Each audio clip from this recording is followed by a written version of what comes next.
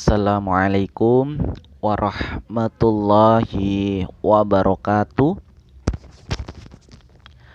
Apa kabar anak-anakku semua? Semoga kalian dalam kondisi sehat walafiat serta tetap semoga tetap semangat di dalam menuntut ilmu dimanapun kalian berada. Anak-anak, seperti biasanya sebelum kita memulai belajar, sebaiknya kita berdoa kepada Allah Subhanahu wa ta'ala.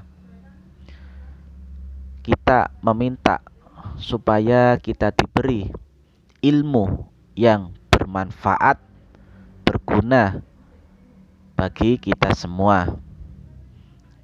Amin ya robbal alamin. Mari bersama-sama berdoa membaca basmalah. Bismillahirrahmanirrahim. Anak-anak, dibuka bukunya Al-Islam halaman 80. Hari ini kita akan belajar mengenai kisah Nabi Hud alaihi salam. Di dalam Al-Quran surat Hud ayat ke-50 berbunyi, A'udzubillahi minasyaitonirrajim. Bismillahirrahmanirrahim. Wa ila adin akhahum hudan qala ya qaumi ibudullaha ma lakum min ilahin ghairuh in antum illa muftarun. Shadaqallahul adzim. Artinya, dan kepada kaum Ad kami utus saudara mereka Hud. Dia berkata, wahai kaumku, sembahlah Allah, tidak ada Tuhan bagimu selain Dia. Selama ini kamu hanyalah mengada-ada. Anak-anak, itulah di dalam Al-Quran Allah sendiri telah memerintahkan Nabi Hud kepada kaum Ad untuk apa? Untuk berdakwah, menyiarkan agama Allah supaya kaumnya yaitu kaum Ad bisa kembali ke jalan yang diridhoi oleh Allah karena kaum Ad sendiri banyak melakukan penindasan, banyak melakukan perbuatan yang jahat dan menyembah berhala. Oleh karenanya Allah memerintahkan dari saudara kaum Ad yaitu Nabi Hud alaihissalam untuk Allah angkat menjadi nabi untuk memberi peringatan kepada kaum Ad tersebut. Di halaman 81 anak-anak itu ada kisah ada kisah cerita Nabi Hud alaihi salam. Ustadz bacakan nanti sambil Ustadz bacakan nanti Ustadz akan menjelaskan Nabi Hud alaihi salam adalah putra Sam bin Nuh alaihi salam Jadi Nabi Hud itu adalah juga keturunan atau cucu dari Nabi Nuh alaihi salam karena nabi-nabi terdahulu itu saling berketerkaitan atau keturunan dari Nabi Adam, Idris, Nuh, Hud, Sholih dan seterusnya. Beliau adalah cucu Nabi Nuh alaihissalam yang diutus untuk kaum Ad, ya, yaitu kaum yang tinggal di Yaman. Kaum Ad dikenal dengan perawakan. Perawakan itu adalah badan, ya, postur badan, ya. Postur badan yang besar, tinggi dan kuat. Memiliki harta yang melimpah dari hasil bumi dan kebun. Contohnya hasil bumi dan kebun itu apa, anak-anak, ya? Contoh hasil dari bumi yaitu bisa dari timah, dari nikel, minyak bumi, batu bara, pokoknya barang-barang yang dihasilkan oleh bumi, ya. Atau bisa emas juga, ya, karena di dalam bumi itu banyak sekali apa? Banyak sekali barang-barang yang sangat nilainya sangat besar, ya. Minyak bumi itu juga ada di dalam bumi, ya. Terus nikel, terus apa lagi, batu bara, eh, dan lain sebagainya, banyak sekali, ya, anak-anak, ya. Dan dari kebun, ya, dari kebun itu banyak sekali, dari buah-buahan, terus apa, kelapa sawit, ya, dan lain sebagainya, sehingga mampu membangun rumah dan istana yang indah sebagai tempat tinggal mereka, ya.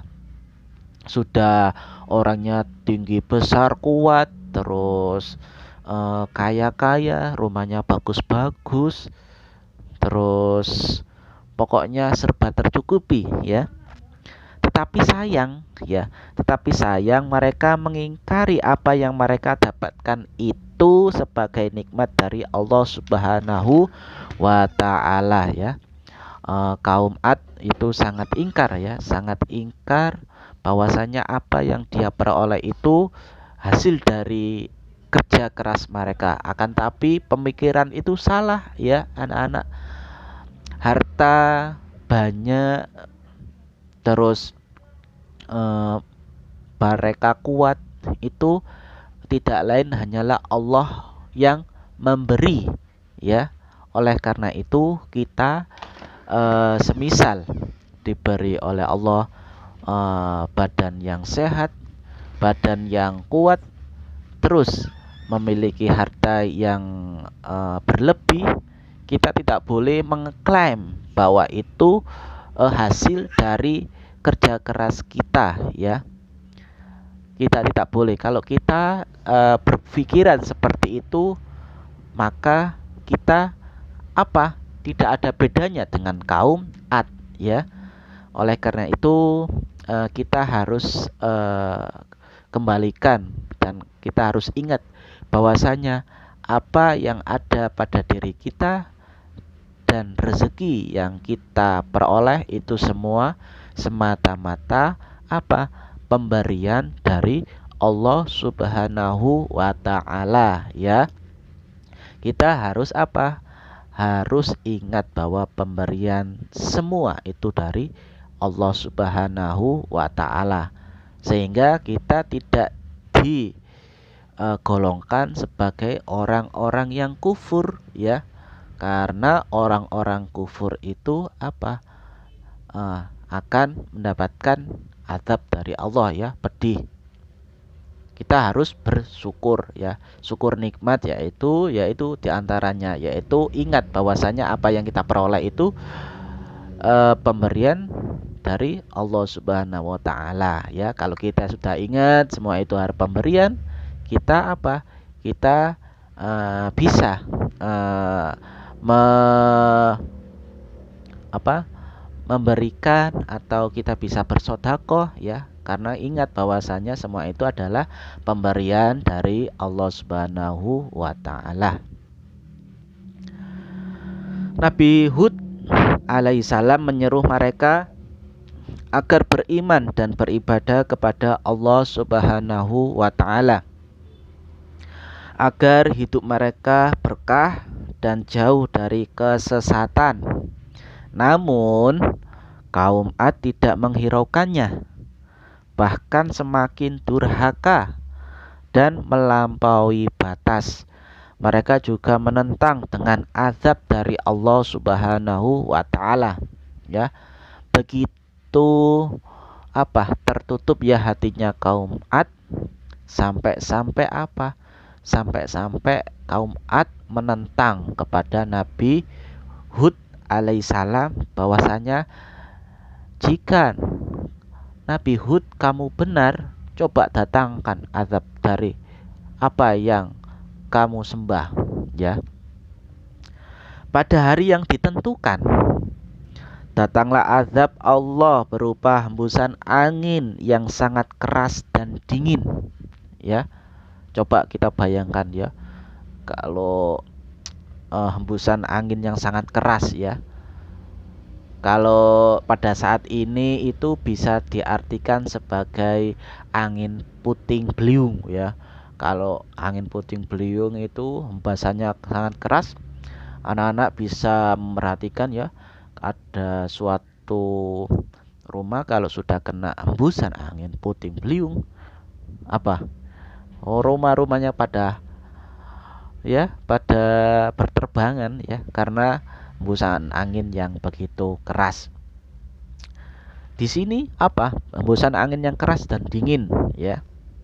Peristiwa berlangsung selama 7 hari 8 malam. Nah, coba bayangkan selama 1 minggu, ya, 1 minggu lebih itu.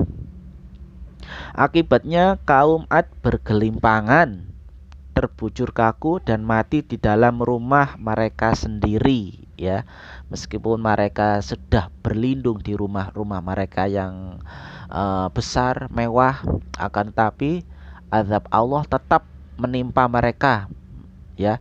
Karena karena keingkaran, kekufuran dari kaum Ad tersebut, ya. Sudah diberikan nasihat, peringatan oleh Nabi Hud, akan tapi mereka tetap tidak percaya, sampai mengolok-olok bahkan menentang agar diturunkan azab kepada mereka jika jika perkataan Nabi Hud itu benar, ya. Sedangkan Nabi Hud alaihissalam dan kaumnya tetap berada dalam rumah mereka, ya, dan tidak merasakan dahsyatnya hembusan angin dingin tersebut. Allah Subhanahu wa taala menyelamatkan mereka karena keimanan dan ketaatan mereka kepada Allah Subhanahu wa taala, ya. Jadi pada kaumnya, ya, kaum yang tidak beriman dan tidak percaya pada Allah Subhanahu wa taala, ya, maka mereka mereka mati bergelimpangan, badannya kaku, ya, seperti seperti kalau es batu itu, ya, dimasukkan ke dalam freezer, ya, beku, meninggal semua.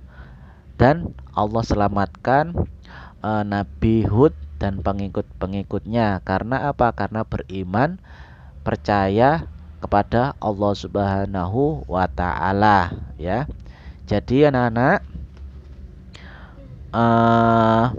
pelajaran yang dapat diambil, ya, dari kisah Nabi Hud alaihissalam, ya, kita harus selalu mensyukuri nikmat, ya, harus mensyukuri nikmat. Terus apabila ada perkataan yang baik dan benar, kita kita taati, ya, kita laksanakan, ya, apalagi berhubungan dengan keimanan dan ketakwaan. Di sini ada penjelasan, ya. Nabi Hud alaihissalam diutus Allah untuk berdakwah dan menyerukan kebenaran kepada kaum Ad. Nabi Hud alaihissalam masih memiliki hubungan saudara dengan kaum Ad, yaitu sama-sama keturunan Sam bin Nuh. Kaum Ad adalah keturunan dari Ad bin Aus bin Aram.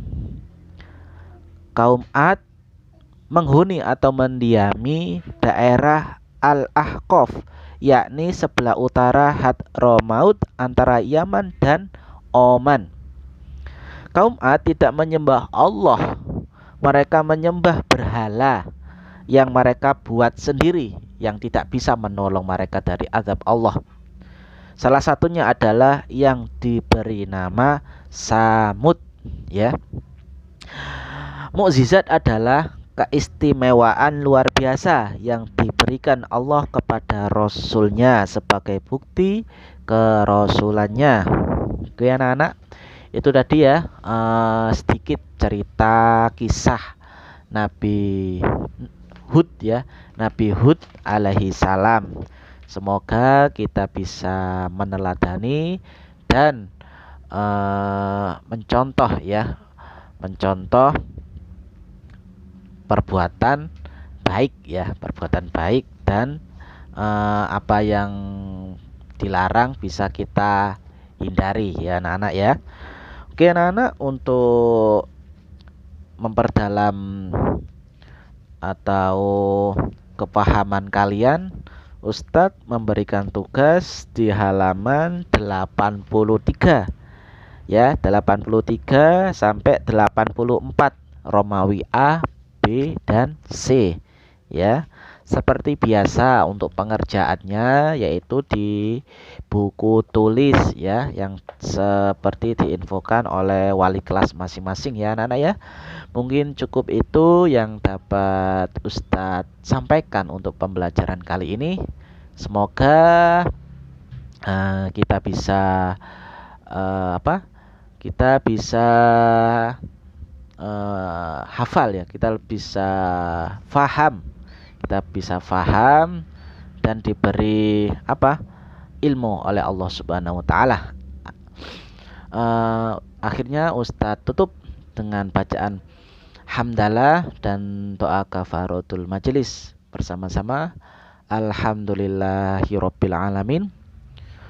Subhanakallahumma wa bihamdika asyhadu an la ilaha illa anta astaghfiruka wa atubu ilaik.